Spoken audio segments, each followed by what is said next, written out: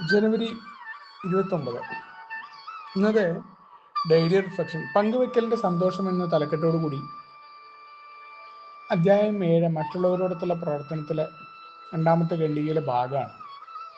ഒന്നാമത്തെ പടിയൊക്കെ ചർച്ച ചെയ്യുന്ന ആ ഭാഗത്ത് തന്നെ വളരെ കൃത്യമായിട്ട് ബിഗ് ബുക്കിൽ ഈ കാര്യം മറ്റുള്ളവരോടൊത്ത പ്രവർത്തനത്തിൽ പറയുന്ന ഭാഗങ്ങൾ തന്നെ ഭംഗ്യന്തരേണ നമ്മളോട് സൂചിപ്പിക്കുന്നുണ്ട്. ഇവിടെ ജീവിതം ഒരു പുതിയ അർത്ഥതലം നമുക്കൊരു പറ്റം സുഹൃത്തുക്കൾ ഉണ്ടായിരിക്കുന്നു എന്നുള്ളതാണ്. വെറുതെ പോയിക്കൊണ്ടിരിക്കുന്നതല്ല ജീവിതം. കഴിഞ്ഞു പോയ പ്രശ്നങ്ങളെക്കുറിച്ചുള്ള ദുഃഖങ്ങളൊക്കെ മാറ്റി നമ്മളുടെ ജീവിതം എന്താ ഇങ്ങനെ ആയിപ്പോയെന്നൊക്കെയുള്ള ആ ചിന്തകളിൽ നിന്നൊക്കെ നമുക്ക് ചെറിയ മാറ്റങ്ങൾ വരുന്നു. നമ്മൾ മാത്രമല്ല വേറെയും കുറേ ആളുകളുണ്ട് എന്ന് മനസ്സിലാകുന്നു. എന്തൊക്കെ പ്രശ്നവും പ്രതിസന്ധികളും ഉണ്ടായെങ്കിലും ഇതും കടന്നു പോകുമെന്ന ഉറപ്പുകൾ അവർ നമ്മുടെ മുന്നിൽ തരുന്നുണ്ട്. അവരും കടന്നു പോയിട്ടുണ്ട്. നമ്മൾ ജസ്റ്റ് നിന്നു കൊടുത്താൽ മതി എന്ന് നമുക്ക് മനസ്സിലാക്കാൻ പറ്റും. ഇഷ്ടംമാതിരി ആളുകളുടെ രോഗവിമുക്തി പല രീതിയിൽ അവർ ഓരോ കാര്യങ്ങളെയും കൈകാര്യം ചെയ്ത് നമുക്ക് കാണാൻ പറ്റും. നമ്മളവിടെ അസൂയൊന്നും ഇല്ലാത്തതോടുകൂടി നമ്മൾ മനസ്സിലാക്കാനായിട്ട് നന്നായി ശ്രദ്ധിച്ചു കഴിഞ്ഞാൽ നമുക്ക് മനസ്സിലാക്കാൻ പറ്റും. അതോടൊപ്പം തന്നെ ഒന്നാമത്തെ പടിയുടെ ഭാഗമായിട്ട് നമ്മൾ കൂടി നിർത്തി എത്ര കാലം ആയിക്കഴിഞ്ഞാലും നമുക്ക് ശേഷം വരുന്ന ഒരാളെ പോലും നമ്മൾ ഉപദേശം കൊടുക്കാനോ അവരെ ഡൊമൈൻ ചെയ്യാനോ അവരെ ഭരിക്കാനോ നമ്മൾ ശ്രമിക്കരുത് എന്ന് പറയുന്നുണ്ട്.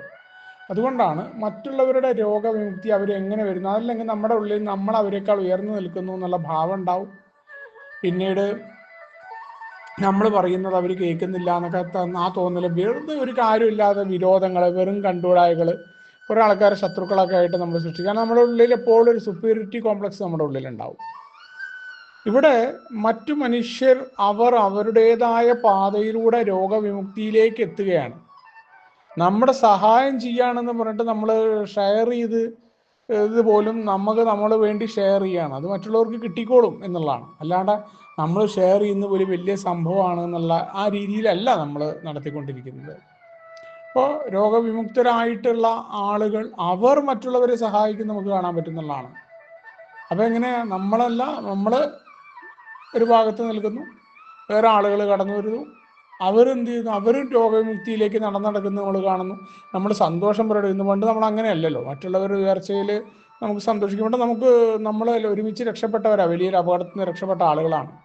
അവരും രക്ഷപ്പെടുന്നു, അവർ മറ്റുള്ളവരെ സഹായിക്കുമ്പോൾ നമുക്ക് സന്തോഷമുണ്ട്. അവിടെ നമ്മൾ ഇങ്ങനെ പറയരുത് അങ്ങനെ പറയരുത് എന്നുള്ള ഉപദേശങ്ങളൊന്നുമില്ല. ഓരോ മനുഷ്യരും അവരവർക്ക് പറ്റുന്ന രീതിയിലാണ്. അവിടെ അതുകൊണ്ടാണ് ആരുമായിട്ട് താരതമ്യമില്ല ഒരു ദിവസത്തെ പരിപാടിയാന്നൊക്കെ പറയുന്നതിൻ്റെ കാരണം. അവിടെ ഏകാന്തത വിട്ടകലെയും ഒരു പറ്റം സുഹൃത്തുക്കൾ നമ്മൾ കേൾക്കാനും അവരത് മനസ്സിലാക്കാനൊക്കെ തയ്യാറാണെങ്കിൽ ഒരു പറ്റം നമുക്ക് എപ്പോഴും സമയം ഉണ്ടാവില്ല എന്നുള്ള അവസ്ഥയെ നമുക്ക് കടന്നു വരിക. അവിടെയാണ് ഒരു കൂട്ടായ്മ ഉരുത്തിരിഞ്ഞു വരുന്നത് നമുക്ക് കാണാൻ പറ്റുന്നുണ്ടോ, കൂട്ടായ്മയുടെ ഭാഗമായി നിൽക്കാൻ പറ്റുന്നു. കൂട്ടായ്മയിൽ നമ്മൾ ഉയർന്നു നിൽക്കാനും താഴ്ന്നു നിൽക്കാനും പറ്റാതെ ഒരുമിച്ച് നിൽക്കുക എന്ന് പറയുന്ന സാധനം, അപ്പോഴേ കൂട്ടായ്മ ഉണ്ടാവും. അതല്ലെങ്കിൽ കൂട്ടായ്മയുടെ ഭാഗമല്ല, നമുക്ക് എന്നും കംപ്ലൈൻ്റ് ആവും, നമുക്ക് യോജിക്കാൻ പറ്റില്ല കൂട്ടായ്മയിൽ. നമ്മൾ ആ സുഹൃത്തുക്കൾ പുതുതായിട്ട് കടന്നു വരുന്നവരും മുന്നേ പോയ ആൾക്കാരും എല്ലാവരും ചേർന്നിട്ട് ഗോത്രീയതകളൊന്നും ഇല്ലാതെ പരസ്പരം ഇന്ന ആള് അന്ന ആള് എന്നൊക്കെ പറഞ്ഞ് അങ്ങനെ ചേരുതിരിവുകളില്ലാതെ ഒന്നായിട്ട് നിൽക്കുക എന്നുള്ളതാണ് കൂട്ടായ്മയുടെ. അപ്പോഴേ കൂട്ടായ്മയുടെ സുഖം നമുക്ക് അനുഭവിക്കാൻ പറ്റും. അവിടെ ഒരു പറ്റം സുഹൃത്തുക്കൾ ഉണ്ടായിരിക്കുന്നു. ആ ഒരു പറ്റം സുഹൃത്തുക്കൾ എങ്ങനെ ഉണ്ടാവുക? നമ്മൾ തന്നെ പറയണത് മറ്റുള്ളവർ കേൾക്കണം എന്ന മനോഭാവത്തിൽ നടന്ന കാര്യമുണ്ടോ? തീർച്ചയായിട്ടും കാര്യമില്ല. മറ്റുള്ളവരെ പരിഗണിക്കാനും അവരുടെ ഒപ്പം നിൽക്കാനും അവരുടെ കൂടെ ചേർന്നുകൊണ്ട് ചില വിട്ടുവീഴ്ചകളൊക്കെ തയ്യാറായാലേ നമുക്ക് ആ ചങ്ങാതിമാർ എന്നർത്ഥത്തിൽ ആളുകൾ ഉണ്ടാവും. അല്ലെങ്കിൽ നമ്മളിങ്ങനെ പറയും, മറ്റുള്ളവരെ കുറ്റം പറഞ്ഞ് നമ്മൾ നടക്കേണ്ടി വരും എന്നുള്ളതാണ്. നമ്മളെന്തെങ്കിലുമൊക്കെ മീറ്റിങ്ങിലാണെങ്കിൽ പോലും നമ്മൾ ശ്രദ്ധിച്ചാൽ മതി. ചില ആൾക്കാരിങ്ങനെ ആണ്. അപ്പോൾ എന്താ ഉണ്ടാവുക? അവർക്കെന്നും കൂട്ടായ്മയുടെ ആ സുഖവും സന്തോഷവും ഒന്നും അറിയാൻ പറ്റില്ല. ആ ഏകാന്തത വിട്ടകലുന്നത് എങ്ങനെയെന്ന് അറിയില്ല. അവരവരുടെ കാര്യം പറയുക, അങ്ങനെ പോവുക എന്നുള്ളതല്ല, പരസ്പരം പങ്കുവെക്കുക. നമ്മൾ മറ്റുള്ളവരെ കേൾക്കാനുള്ള തയ്യാറെടുപ്പാണ്. ഒരു മീറ്റിങ്ങിനോട് പുറത്തേണ്ട നീതിയുണ്ട്. നമ്മളവിടെ എന്തെങ്കിലും അങ്ങോട്ട് പറഞ്ഞ് പോയി കഴിഞ്ഞാൽ കുടിക്കാതിരിക്കുക എന്നുള്ളതല്ല, മറിച്ച് മറ്റുള്ള ആളുകളെ കേൾക്കുക, അവരുടെ പ്രയാസങ്ങളും എല്ലാ പ്രയാസങ്ങളും കേട്ട് അവിടെ ഉപദേശങ്ങളൊന്നും ഇല്ലാതെ അത് കേട്ടിരിക്കാനുള്ള മനസ്സ്, അതൊന്ന് ആവശ്യമുള്ളത് എടുക്കുക, അങ്ങനെയാണ്. അപ്പോൾ പുതുതായിട്ട് കടന്നു വരുന്നവരും മറ്റുള്ളവരുമായിട്ടുള്ള നിരന്തരമായ സമ്പർക്കം നമ്മുടെ ജീവിതത്തിൻ്റെ രചിതരേഖയായിട്ട് മാറണമെന്നുണ്ടെങ്കിൽ മറ്റുള്ളവരെ സഹായിക്കുന്നതിന് മുന്നേ നമ്മുടെ കുഴപ്പങ്ങൾ അറിയുകയും നമ്മുടെ ദുർബലതകൾ നമ്മൾ കൃത്യമായി മനസ്സിലാക്കിയാൽ മാത്രമേ നമുക്ക് മറ്റുള്ള മനുഷ്യരെ യഥാർത്ഥത്തിൽ അല്ലെങ്കിൽ അവർ ആഗ്രഹിക്കുന്ന രീതിയിൽ സഹായിക്കാൻ പറ്റൂ. അതുകൊണ്ട് തന്നെയാണ് പരിഹാരമുണ്ട് എന്ന അധ്യായത്തിൽ വളരെ കൃത്യമായിട്ട് ഒന്നാമത്തെ പടിയുടെ ഭാഗമായിട്ട് തന്നെ 18ാമത്തെ പേജിൽ പറയുന്നുണ്ട്. എനിക്ക് എൻ്റെ അനുഭവങ്ങൾ മാത്രമാണ് കൈമുതലായിട്ടുള്ളത്. ആ അനുഭവങ്ങളാണ് മറ്റുള്ളവരുടെ അടുത്ത് ഞാൻ കൊടുക്കുന്നത് എന്നുള്ളത്. അവിടെ മറ്റൊരു മദ്യാസക്തൻ്റെ വിശ്വാസം നേടിയെടുക്കേണ്ടതാണ്, അല്ലാതെ പേര് പറഞ്ഞ് മറ്റുള്ളവരെ ഉപദേശിക്കേണ്ടതല്ല എന്നുള്ള തോന്നലുണ്ട്. മറ്റൊരു മദ്യാസക്തനെ സമീപിക്കുമ്പോൾ അല്ലെങ്കിൽ ഒരു ഷെയറിങ് ചെയ്യുമ്പോൾ മറ്റൊരാൾക്ക് ഉപദേശമായിക്കോട്ടെ അവന് കിട്ടിക്കോട്ടെ എന്ന് പറഞ്ഞിട്ടല്ല, എൻ്റെ ആ അത്തരം അനുഭവങ്ങൾ ഞാനവിടെ ഷെയർ ചെയ്യുന്നു. ആ കാര്യങ്ങൾ അവർക്ക് ആവശ്യമുണ്ടെങ്കിൽ അവരെടുക്കും എന്നുള്ളതാണ്. കാരണം അപ്പോഴും മാത്രമേ അവന് എടുക്കാൻ പറ്റുക എന്ന് വെച്ചാൽ ഈ കാര്യങ്ങൾ യാഥാർത്ഥ്യമാണ്, അത് ഏച്ചു കെട്ടിയതല്ല എന്ന തോന്നലുള്ളപ്പോഴേ അവർക്ക് ഉപകാരപ്പെടുന്നതായിട്ട് മനസ്സിലാവുന്നുള്ളൂ. മാത്രമല്ല, പുതുതായിട്ടൊരു മീറ്റിങ്ങിൽ കടന്നു വരുന്ന ഒരാളാണെങ്കിൽ അയാൾ നമ്മളെ വിളിച്ച് ചോദിക്കാൻ തയ്യാറാണ്. അല്ലാണ്ട് അങ്ങോട്ട് സഹായം കൊടുക്കേണ്ട ഒരു കാര്യം നമുക്കില്ല. അങ്ങോട്ട് ഉപദേശം കൊടുക്കുക. കാരണം എന്താ വെച്ചാൽ നമ്മുടെ പെരുമാറ്റം വിളിച്ച് പറയണം എന്ന് പറയുന്ന ഭാഗം അവിടെയാണ്.